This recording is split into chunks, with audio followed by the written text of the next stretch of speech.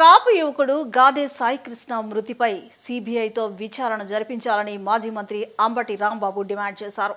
సాయికృష్ణను పోలీసులు వేధించారని, అనంతరం మృతదేహాన్ని దహనం చేయడం అత్యంత దారుణమని విమర్శించారు.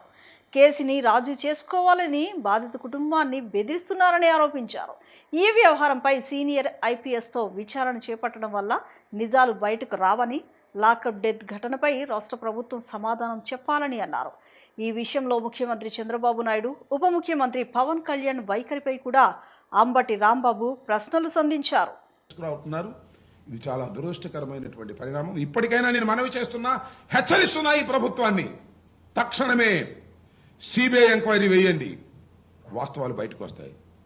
ఎవరెవరు దీనిలో పాల్గొన్నారో బయటకు వస్తాయి. నేను ఒక మాట అడుగుతున్నా, చంద్రబాబు నాయుడు గారు, పవన్ కళ్యాణ్ గారు, హోంమంత్రి గారు, మీకు తెలియదా అతను కాల్ చేసినట్టు? చెప్పండి. ఎందుకు తెలిసి నాటకం ఆడుతున్నారు?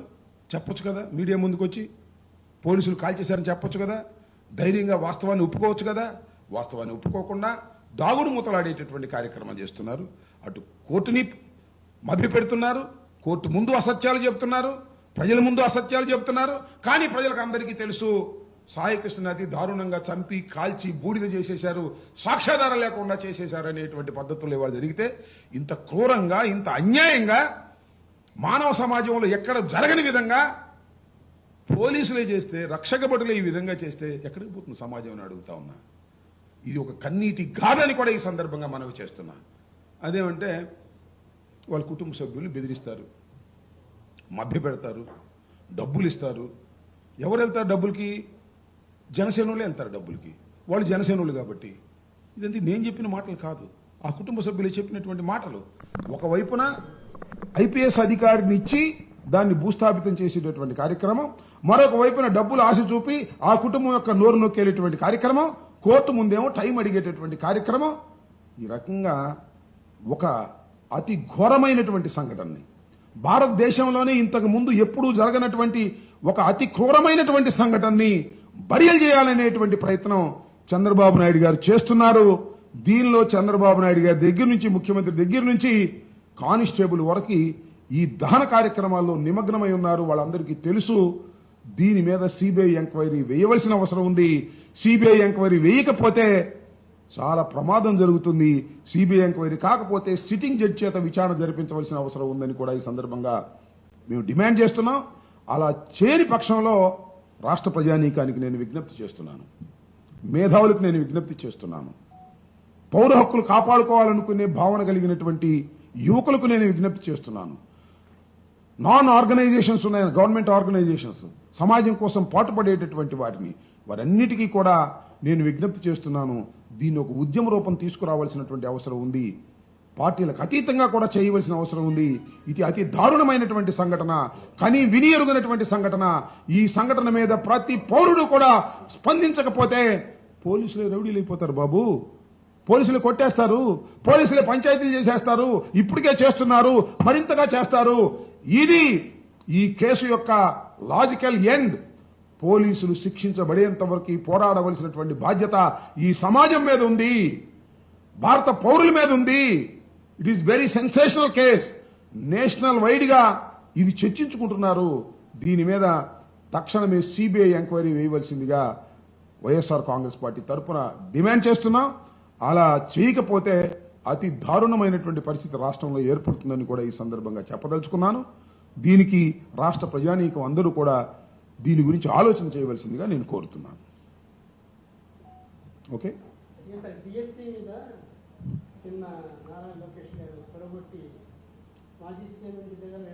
నువ్వు డైవర్ట్ చేసేస్తున్నావు సబ్జెక్ట్ని. దీనిలోకి రా. డిఎస్సికి వెళ్తావు ఎందుకు? డిఎస్సిది జరుగుతూ ఉంది కదా, వెళ్తారు, వాళ్ళు మాట్లాడతారు. మీరు ఏదైనా ప్రశ్నలు ఉంటే ఈ సిబిఐ ఎంక్వైరీ గురించి, సాయికృష్ణ గురించి దీని మీద అడగండి, నేను చెప్తాను. It is very serious case.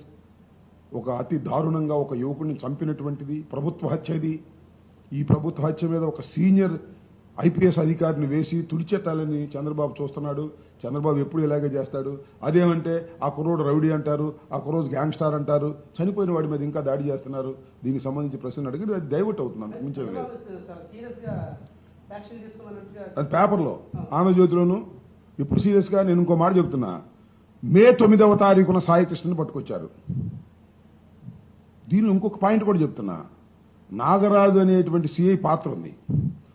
కేవలం నాగరాజు సిఐ పాత్ర మాత్రమే కాదు, పోలీస్ డిపార్ట్మెంట్ లో అనేక మంది పాత్ర ఉంది. ఇవాళ నాగరాజును బయలు చేయాలని చూస్తున్నారు. ఒక నాగరాజును తోసేసి మిగతా అంతా సేఫ్ అయిపోవాలనుకుంటున్నారు. రాజశేఖర్ బాబు తెలియదేది? కమిషనర్ రాజశేఖర్ బాబు కమిషనర్లో జరగలేదా? రాజశేఖర్ బాబు తెలియకుండా జరుగుతున్నా? పోలీస్ డిపార్ట్మెంట్లో నాకు తెలియదా ఏం జరిగిద్దో? పోలీస్ డిపార్ట్మెంట్లో పై అధికారికి తెలియకుండా ఏది జరగదు. CI, DSP, SP, DGP, IG వీళ్ళందరికీ తెలిసే జరిగింది. ఏ జరిగినా కూడా ఒక నేరం జరిగితే ఎప్పుడు చర్చించుకుంటారు హాట్ లైన్ లో. కేవలం నాగరాజు అనేటువంటి సిఐని మాత్రమే బలి చేసి ఇంత పెద్ద కేసులో తూతు మంత్రం చేయాలనేటువంటి ప్రయత్నమే హరీష్ కుమార్ గుప్తా అదేవిధంగా రాజశేఖర్ బాబు చేస్తున్నారు. దానికోసమే సిఐడి ఒక సీనియర్ ఐపీఎస్ ఆఫీసర్ అయితే వీళ్ళు చెప్పినట్టు రాసేస్తాడు. చెప్పారు కదా, రాసేసిన తర్వాత ఏం లేదండి, అతను పెద్ద రౌడీ, పెద్ద గ్యాంగ్స్టారు, వాళ్ళు కొట్టుకుని అక్కడ చచ్చిపోయి ఉంటారు, అందువల్ల ట్రేస్ చేయలేకపోతున్నాం, మళ్ళా ఒక సంవత్సరం ఇస్తే మేము ట్రేస్ చేస్తాం అని క్లోజ్ చేసి పారేస్తారు. ఈ నాగరాజుకు మళ్ళా పోస్ట్ ఇస్తారు.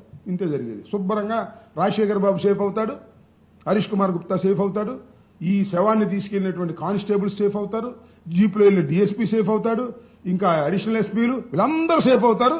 ఒక్క రాజశేఖర్ బాబుని ఒక్క నాగరాజును బలి చేసేసి మొత్తం సేఫ్ అవ్వాలనేటువంటి పెద్ద కుట్ర జరుగుతా ఉంది. శవాన్ని తగలేసే దానిలో కుట్ర, ఆ తర్వాత దాన్ని మాఫీ చేసేందుకు కుట్ర జరుగుతా ఉంది.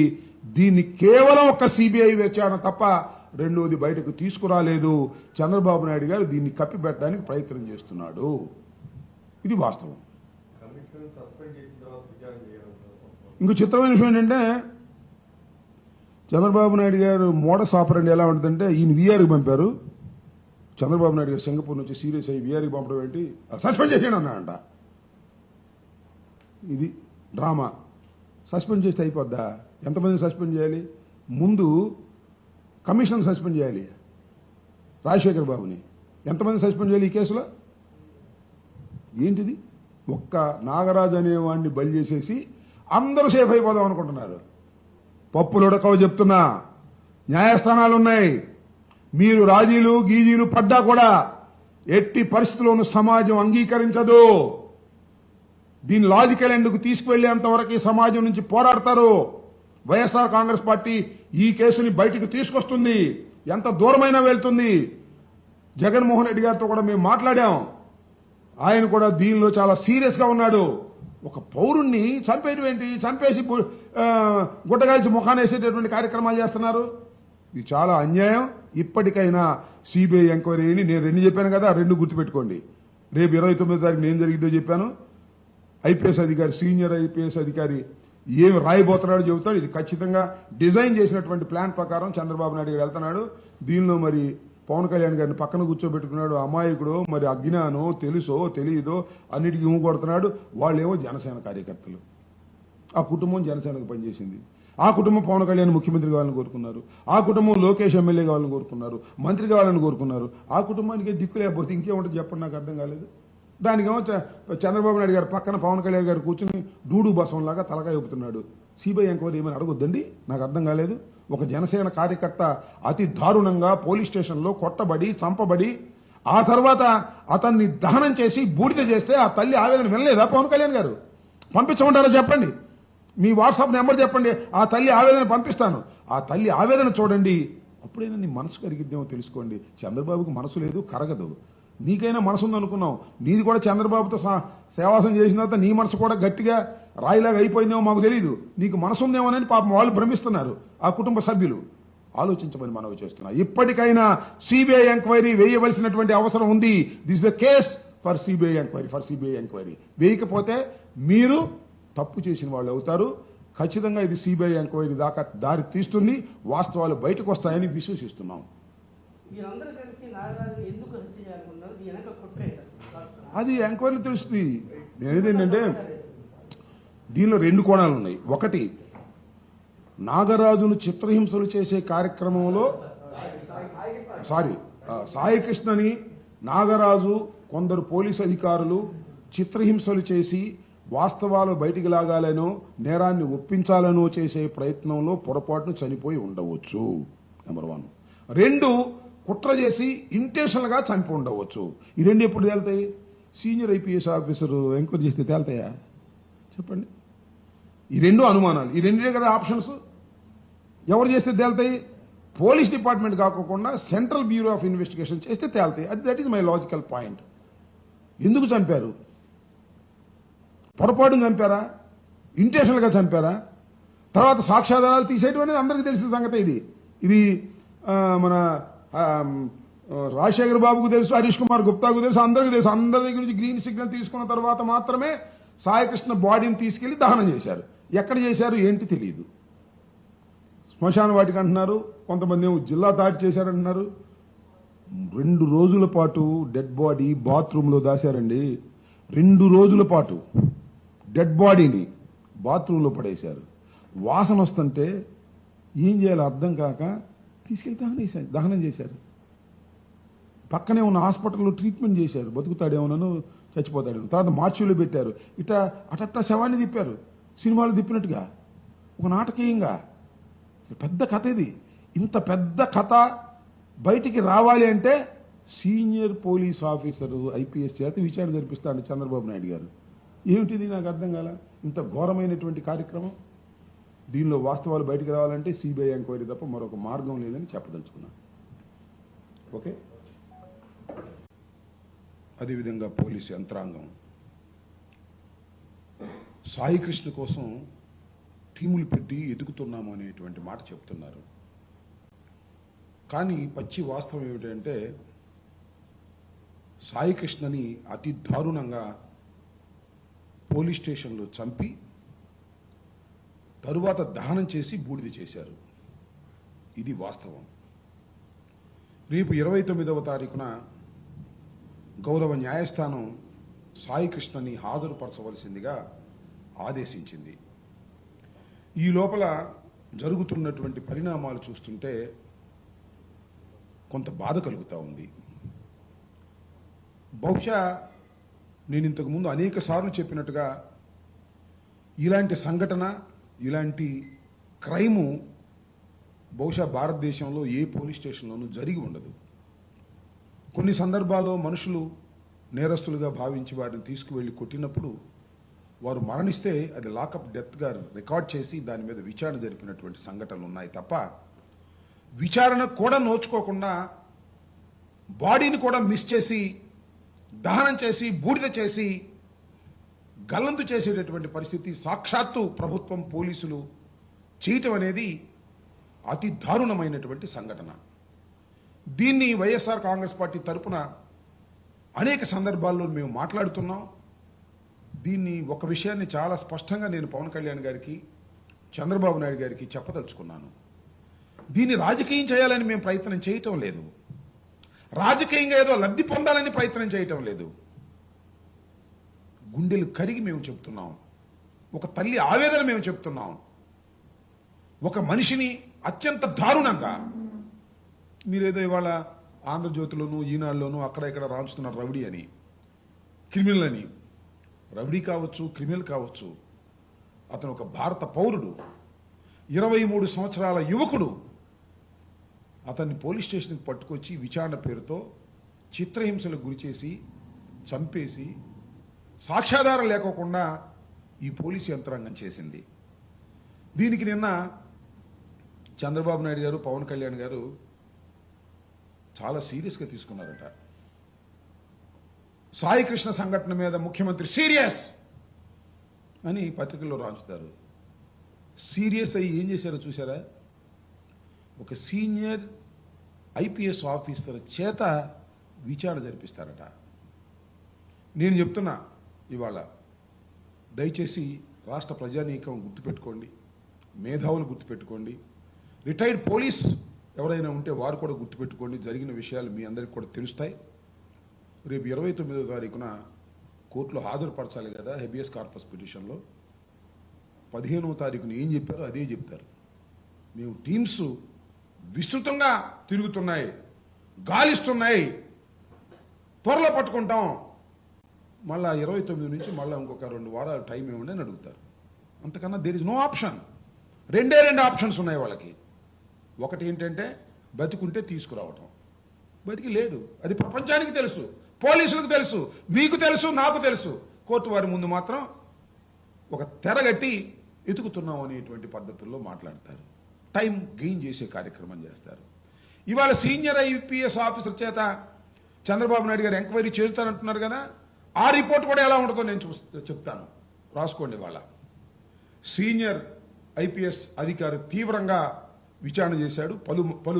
పలువురు వ్యక్తులను విచారించిన తర్వాత తేలిన సంఘటన ఏమిటంటే అతను చాలా నేరాల్లో ముద్దాయిగా ఉన్నాడు, కొంతమంది హత్యకు కూడా పాల్పడ్డాడు, గ్యాంగ్ వార్లు జరుగుతున్నాయి, ఏ గ్యాంగ్ వార్లో ఏమైపోయాడో ఇంతవరకు తెలియట్లేదు, ఇంకా ఎదుగుతున్నాం అని ఖచ్చితంగా పోలీసు వ్యవస్థను కాపాడేటటువంటి పద్ధతుల్లో ఆ ఐపీఎస్ అధికారి ఇవ్వబోతున్నాడు అనేది కూడా నేను ఇవాళ చెప్తాను. ఈ రెండు జరుగుతాయి చూడండి. మొదటిది 29వ తారీఖే జరుగుద్ది, నిదానంగా అది కూడా జరుగుతుంది.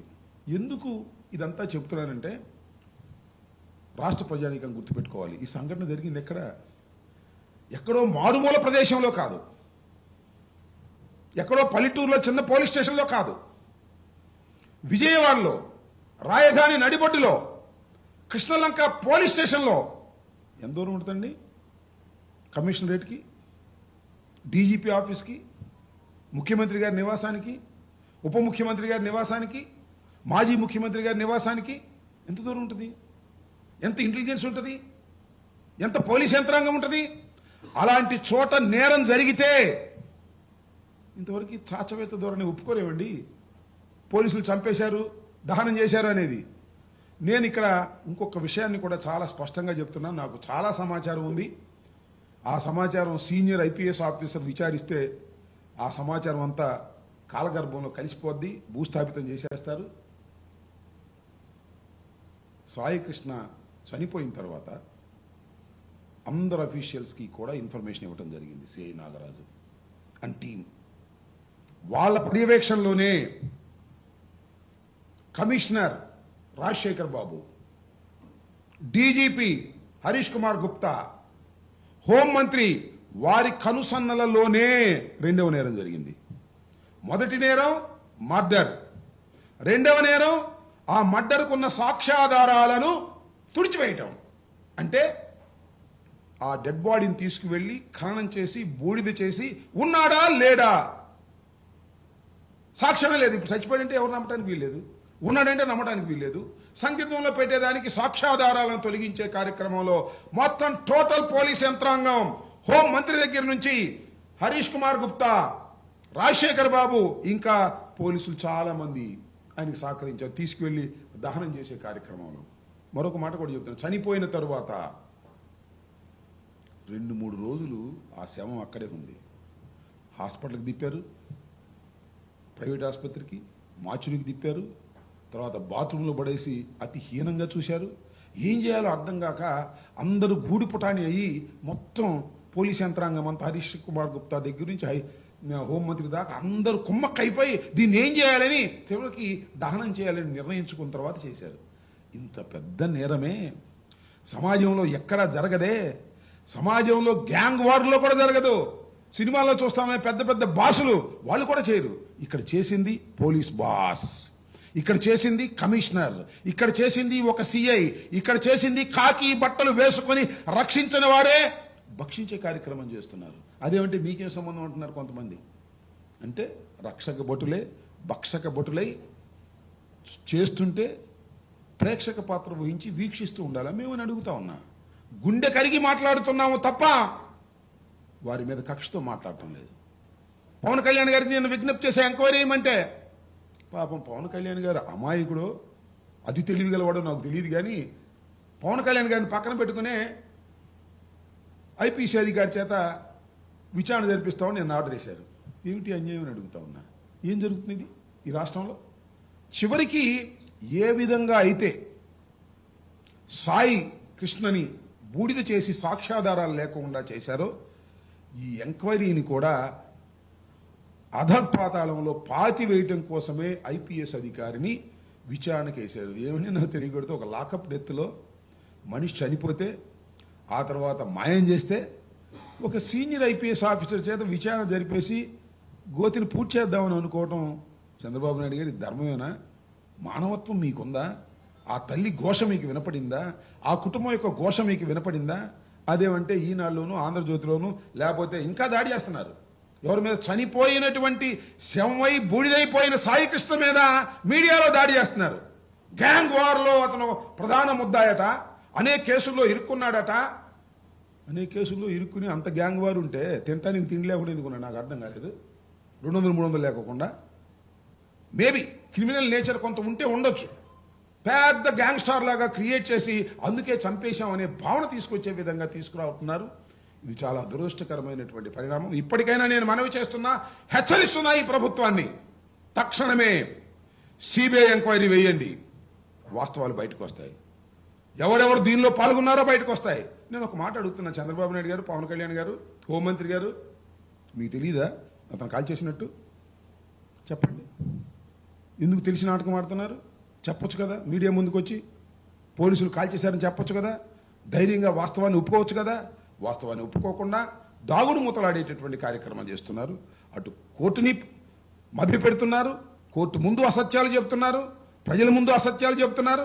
కానీ ప్రజలకు అందరికీ తెలుసు, సాయికృష్ణ అతి దారుణంగా చంపి కాల్చి బూడిద చేసేశారు, సాక్ష్యాధారం లేకుండా చేసేశారు అనేటువంటి పద్ధతులు ఇవాళ జరిగితే, ఇంత క్రూరంగా, ఇంత అన్యాయంగా మానవ సమాజంలో ఎక్కడ జరగని విధంగా పోలీసులే చేస్తే, రక్షక భటులే ఈ విధంగా చేస్తే ఎక్కడికి పోతుంది సమాజం అని అడుగుతా ఉన్నా. ఇది ఒక కన్నీటి గాథని కూడా ఈ సందర్భంగా మనవి చేస్తున్నా. అదేమంటే వాళ్ళ కుటుంబ సభ్యులు బెదిరిస్తారు, మభ్యపెడతారు, డబ్బులు ఇస్తారు. ఎవరు వెళ్తారు డబ్బులకి? జనసేనోళ్ళే వెళ్తారు డబ్బులకి. వాళ్ళు జనసేనోళ్ళు కాబట్టి. ఇదంతా నేను చెప్పిన మాటలు కాదు, ఆ కుటుంబ సభ్యులు చెప్పినటువంటి మాటలు. ఒకవైపున ఐపీఎస్ అధికారిని ఇచ్చి దాన్ని భూస్థాపితం చేసేటటువంటి కార్యక్రమం, మరొక వైపున డబ్బులు ఆశ చూపి ఆ కుటుంబం యొక్క నోరు నొక్కేటటువంటి కార్యక్రమం, కోర్టు ముందేమో టైం అడిగేటటువంటి కార్యక్రమం. ఈ రకంగా ఒక అతి ఘోరమైనటువంటి సంఘటనని, భారతదేశంలోనే ఇంతకు ముందు ఎప్పుడూ జరగనటువంటి ఒక అతి క్రూరమైనటువంటి సంఘటనని బరియలు చేయాలనేటువంటి ప్రయత్నం చంద్రబాబు నాయుడు గారు చేస్తున్నారు. దీనిలో చంద్రబాబు నాయుడు గారి దగ్గర నుంచి, ముఖ్యమంత్రి దగ్గర నుంచి కానిస్టేబుల్ వరకు ఈ దహన కార్యక్రమాల్లో నిమగ్నమై ఉన్నారు. వాళ్ళందరికీ తెలుసు. దీని మీద సిబిఐ ఎంక్వైరీ వేయవలసిన అవసరం ఉంది. సిబిఐ ఎంక్వైరీ వేయకపోతే చాలా ప్రమాదం జరుగుతుంది. సిబిఐ ఎంక్వైరీ కాకపోతే సిట్టింగ్ జడ్జి చేత విచారణ జరిపించవలసిన అవసరం ఉందని కూడా ఈ సందర్భంగా మేము డిమాండ్ చేస్తున్నాం.